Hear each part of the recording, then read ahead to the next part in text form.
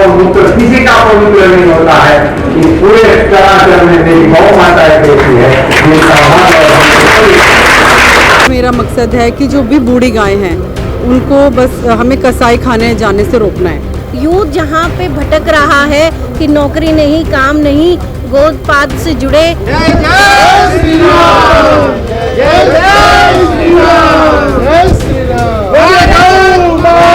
तो यहाँ पर आप देख सकते हैं कि जो पशुपालन मंत्री हैं वो यहाँ पे झंडा दिखा के जो अयोध्या के लिए 12,000 दीपक की गाड़ी का झंडा दिखाकर यहाँ पे विदाई कर रहे हैं। क्या आप सभी लोगों के मन में ये पक्की खबर है क्या कि आप गाय के दूध की चाय पी रहे हो? उतना शुरू को और कुछ नहीं करना है, बाकी का काम अपने आप हो जाए। हमें करना चाहिए। हम गाय का घी यूज कर रहे हैं क्या, मंगा रहे हैं क्या, उसको मिलने की कोशिश कर रहे हैं क्या, हमारे बच्चे को गाय का दूध मिल रहा है क्या? हम ऐसे कामों पे लगे जो काम हम कर सकते हैं। आप घर पे गाय नहीं ले जाओगे, इतना बड़ा कार्यक्रम करने के बाद भी यदि यहाँ से गौ महासंघ के लोग एक एक गाय गिफ्ट देने का प्रोग्राम रखते तो घर में टिक जाता होगा, क्योंकि वहां हमारे जो मकान की व्यवस्था हो गई है, इसमें ड्राइंग रूम है, बेडरूम है, फादर्स रूम है, गेस्ट रूम है, ये सारे कमरे हैं, वहां 2 रूम नहीं है। पहले तो हमारी मकान की व्यवस्था ही ऐसी होती थी कि हम बरामदे में हम सोते थे, हमारे सामने ही हमारे पशु को बांधते थे। रात में नींद खुलती थी तो पता नहीं लगता था खा रही है नहीं खा रही है, उसको कोई आपत्ति है नहीं आपत्ति है, ऐसे हमारा सहजीवन चलता था। वो अब डिस्टर्ब हो गया है।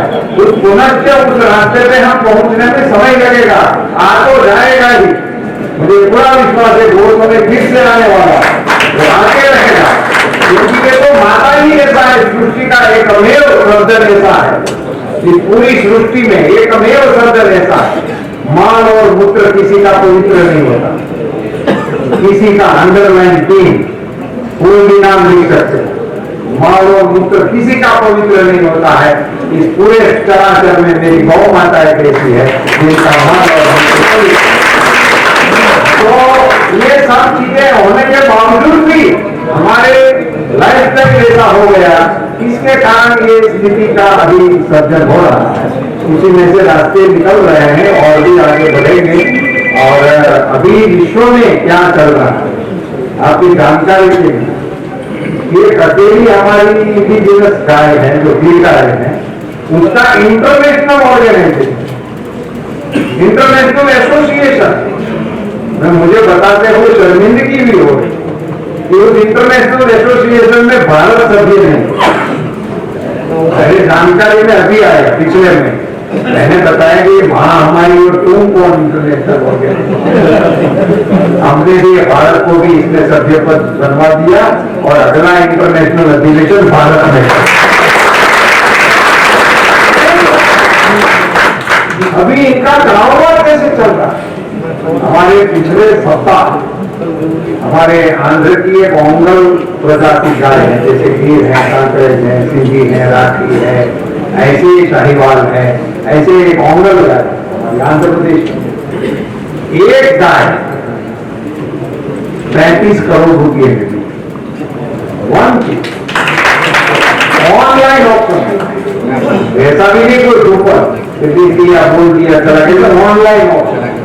ब्राजील के अंदर ऑनलाइन ऑप्शन में हमारी एक ब्रीड एक पीस 35 करोड़ रुपये में भी। वो हमें कहे कि ये कार्यक्रम 7 तारीख को क्यों कर रहे हैं, हमें इसको कहना चाहिए कि हम 7 तारीख को क्यों ना कर, तुम जवाब दो।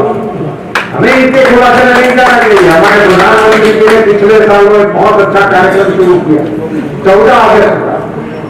हम तो 15 अगस्त में ही आजादी का कार्यक्रम मनाते थे, उन्होंने 14 अगस्त को भी मनाने का क्या, देश का विभाजन हुआ था, वो विभीषिका को भुला देने का प्रयास हो रहा है। करोड़ों लोगों की कत्ले आम हुई थी, क्या ये देशवासियों को ये भूल जाना चाहिए? इसीलिए 14 अगस्त को विभाजन विभीषिका दिवस के रूप में मनाने का कार्यक्रम भी प्रधानमंत्री जी ने शुरू करवाया है। हम भी 7 तारीख को हमारे हुतात्माओं को, प्रेमियों को श्रद्धांजलि देने के लिए इसी तारीख पे कार्यक्रम करते हैं। करते रहेंगे, करना भी चाहिए, स्मरण करना चाहिए। हमारे पूर्वजों ने बलिदान दिए हैं, तो बलिदान को भूल जाना ये कोई हमारा कर्तव्य नहीं है, तो स्मरण करना हमारा कर्तव्य है। बड़े गौरवपूर्ण तरीके से हम श्रद्धांजलि देंगे, उनके रास्ते पर चलने की कोशिश करेंगे। सर, आज आप यहाँ पे राष्ट्रीय गोधन जो मंच है उस पर आए हुए हैं, लगातार यहाँ पे अलग अलग राज्यों से लोग आए, क्या कहेंगे? राष्ट्रीय गौ महासंघ हर साल इस तिथि को गौ माता की रक्षा के लिए जिन लोगों ने बलिदान दिए हैं उनको श्रद्धांजलि देने हेतु ये कार्यक्रम रखते हैं। उसी के साथ साथ देश भर में गौ संवर्धन के लिए जो भी गतिविधियां चल रही होती हैं उसके सफलतम जो लोग होते हैं उनको भी इस कार्यक्रम में जोड़ते हैं और गो आधारित अर्थतंत्र के प्रति देश में जो भी गतिविधियां हो रही हैं इसको भी इनके साथ जोड़कर एक बहुत ही महत्वपूर्ण कार्यक्रम का आयोजन वो कर रहे हैं, जिसमें 3-4 राज्यों से वहाँ के गो आयोग के अध्यक्ष पधारे थे। परम श्रद्धेय ज्ञानानंद जी महाराज ने कार्यक्रम को आशीर्वाद देने हेतु अपना समय दिया था और भी कई गणमान्य लोग इस कार्यक्रम में पूरे पधारे थे। पंजाब से भी एक बहुत बड़ा दल इस कार्यक्रम में हिस्सा लेने के लिए आए थे और बहुत ही गरिमापूर्ण तरीके से ये कार्यक्रम संपन्न हुआ और कई सफलतम कार्य करने वालों को अवार्ड देकर उसका सम्मान भी किया गया। सर, इसमें महिलाओं की भी बढ़ चढ़ के हिस्सेदारी हुई। हमने देखा कि एक महिला ऐसी थी जिन्होंने जेल के अंदर तक ये जो प्रोडक्ट्स है ये पहुंचा दिए। गौ प्रोडक्ट्स बनाने में महिलाएं कई राज्यों में बहुत ही अग्रणी भूमिका निर्वहन कर रही है। मैं तो पशुपालन मंत्री के नाते कह सकता हूं कि पशुपालन का ज़्यादातर काम हमारी माताएं ही कर रही हैं।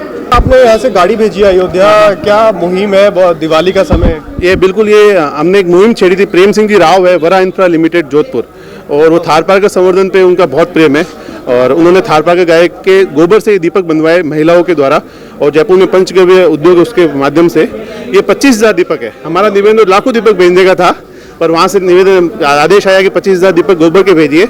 एक पहल अयोध्या से, इस बार अयोध्या से एक नई पहल हो कि बचेगी गाय बचेगा देश, गाय बचेगी तभी देश बचेगा, इसलिए 25,000 दीपक माननीय पुरुषोत्तम रूपाला जी केंद्रीय पशुपालन मंत्री जी के हाथ से, स्वामी ज्ञानानंद जी के हाथ से यहाँ पे रवाना करे है और एक सुंदर आयोजन हो, अयोध्या में गोबर के दीपक जले और इस बार एक अयोध्या से नई मुहिम हो। पूरे देश में हमारा लक्ष्य है कि गौशालाओं में बने हुए लगभग 33 करोड़ दीपक इस बार गोबर के पूरे देश में जलेंगे। आज तक इसने सोचा नहीं गोबर के दीपक बनेंगे, गोबर के गणेश बनेंगे, गोबर की लकड़ी बनेगी। क्यों भाई साहब? हमारा भाई है रमेश भाई रुपये जी, आपने पूरे देश में बहुत काम किया गोबर गौमूत्र पे, संवर्धन पे, गायों पे, सब पे। ये मुहिम अयोध्या से शुरू इसलिए थी कि एक दिवाली हमारा सबसे बड़ा त्यौहार है और लक्ष्मी है गोबर में। एक मैसेज, गौ में वसते लक्ष्मी, गोबर में लक्ष्मी का वास है, इसलिए ये गोबर के दिए के माध्यम से अगर घर में लोग रौनक करेंगे तो लक्ष्मी जी स्वयं पधार जाएगी, एक आनंद का माहौल होगा। बोलिए गौ मात की जय, आज के आनंद की जय, बोलो जय श्री राम, बोलो जय श्री राम, जय श्री राम। सर, यहाँ पे आज पशुपालन मंत्री भी आए थे और काफी अलग अलग राज्यों से गौ सेवक आए थे। आप भी एक गौ सेवक है, कहाँ से आए हैं? और मैं महाराष्ट्र मुंबई से आया हूँ और जय गौ माता जय श्री कृष्णा। तो ये जो आपका संस्थान है सर, कब से आप गौ सेवा कर रहे हैं?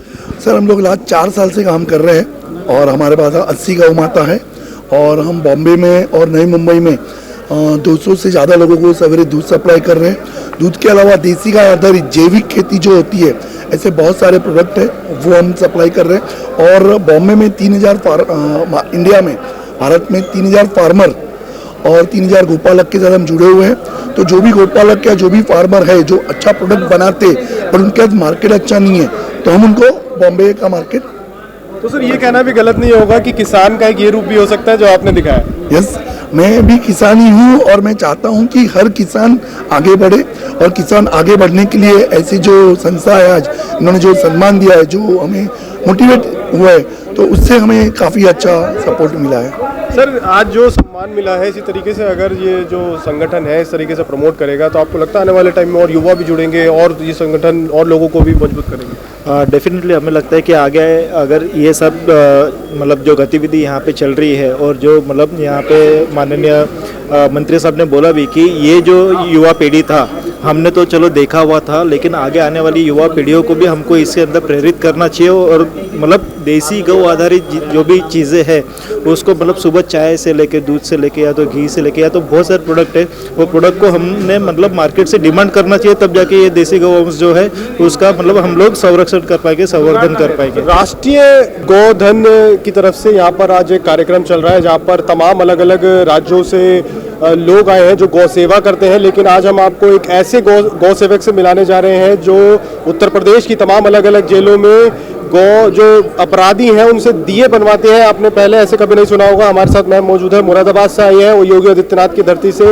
इन्हीं से जानने की कोशिश करते हैं कि ये जो इनकी सोच है अपराधियों से दिए बनवाने की, आपने पहले कभी नहीं सुना होगा। मैम से जान लेते हैं। मैम मेरा नाम गौरी जैन है और मैं वुमेन एम्पावरमेंट पे काम करती हूँ।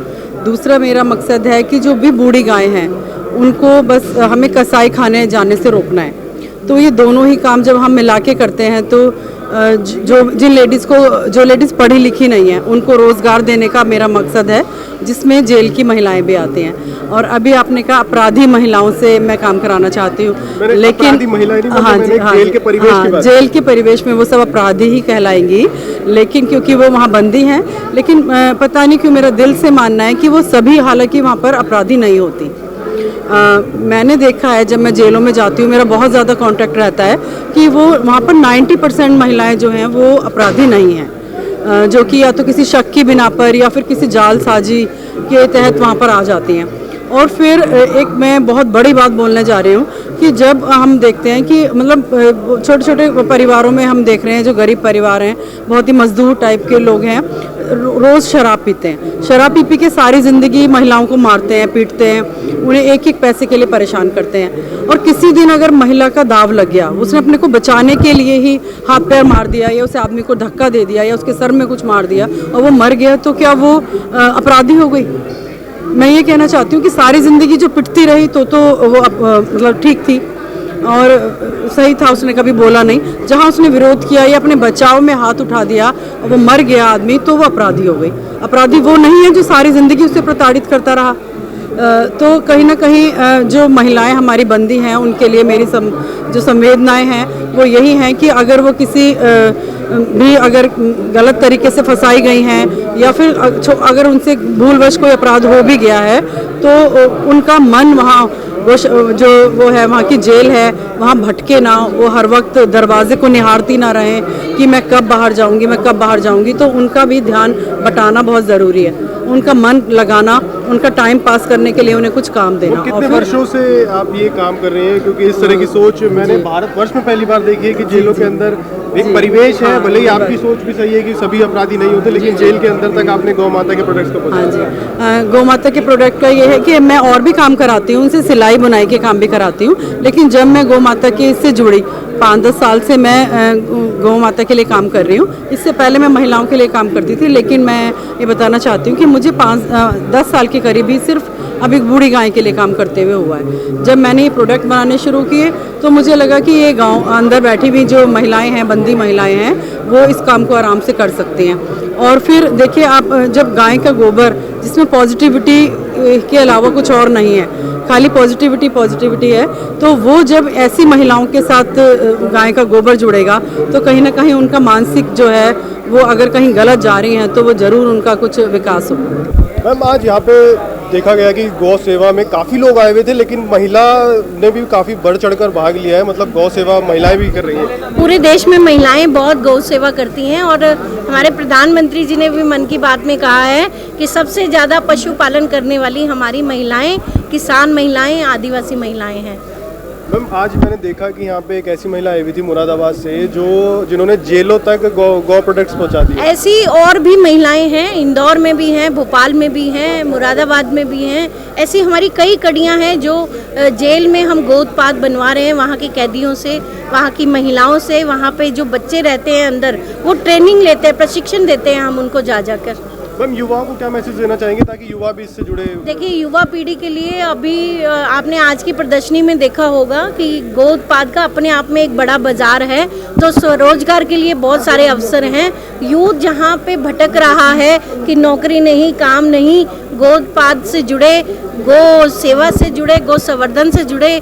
आजकल जैविक खेती के लिए सब जगह कहा जाता है, गांव से लोग पलायन करते हैं, हमारी युवा पीढ़ी सबसे ज़्यादा पलायन करती है, वो स्वरोजगार को अपने गांव में लेकर आए। और सबसे बड़ी बात है किसानों को अपने साथ में हमें अपनी गाय को घर वापसी करनी ही होगी, तभी वो किसान नहीं चाहता कि मेरा बेटा किसान बने, क्यों नहीं चाहता, उसको वो प्रेरणा देनी होगी कि किस तरह से हम काउ टेक्नोलॉजी पे भी काम कर सकते हैं, इंफ्रा पे भी काम कर सकते हैं, गो उत्पाद पे भी काम कर सकते हैं, प्रोडक्ट्स पे भी काम कर सकते हैं। तो बहुत अच्छा मैसेज मैम ने दिया कि स्वरोजगार के लिए अगर गौ के जो प्रोडक्ट्स हैं उसमें युवा जुड़े तो उनको एक रोजगार का बहुत अच्छा यहाँ पर, जैसे कि पटल पर आज बहुत सारे जगह जगह से अलग अलग राज्यों से यहाँ पर लोग आए जिसमें महिलाएं भी थी और युवा भी थे, और युवाओं को मैम ने मैसेज भी दिया है कि गौ प्रोडक्ट से जुड़े और इसमें भी काफ़ी प्रगति है और उन्नति है। गौ माता के आज यहाँ पर अलग अलग राज्यों से आए थे, आपने भी गौ माता के जो उनके जो अवशेष से प्रोडक्ट्स बनाए हैं उसके बारे में जानना चाहेंगे। देखिए, हमारे शास्त्रों में कहा है गौमूत्रे धन्वंतरी, यानी गौमूत्र में धन्वंतरी देवता यानी स्वास्थ्य के देवता का निवास है। तो इसी पे हमने काम किया है। तो ये है गाय का कच्चा गौमूत्र। अभी ये जो कच्चा गौमूत्र हमारे हिंदुस्तान के लाखों लोग लेते हैं, आदिवासी विलेज, सबको मालूम है गौमूत्र एक औषधि है, लेकिन इसको लेना बहुत डिफ़िकल्टी है। एक तो इसकी बदबू है और ये बहुत जल्दी सड़ जाता है। तो सभी वैद्य कहते हैं कि इसको ताज़ा लेना है 15 मिनट के अंदर।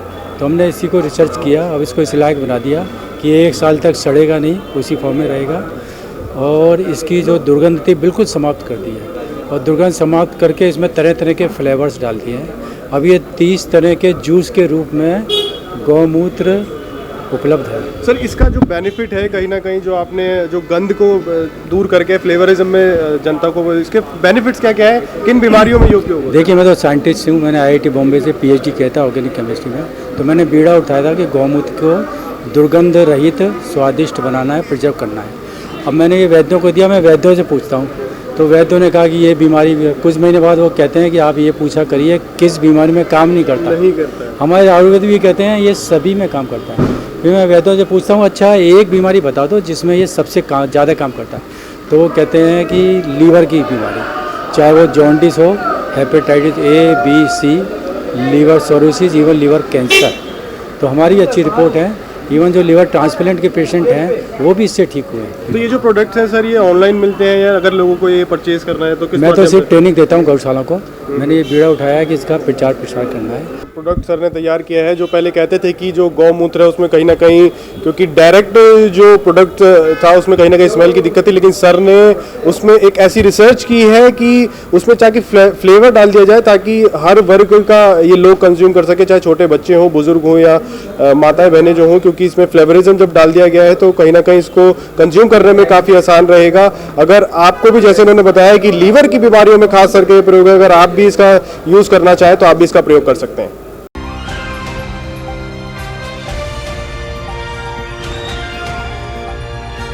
दिल्ली, हरियाणा, उत्तर प्रदेश, राजस्थान की हर खबर के साथ देखते रहिए न्यू इंडिया न्यूज़ नेटवर्क।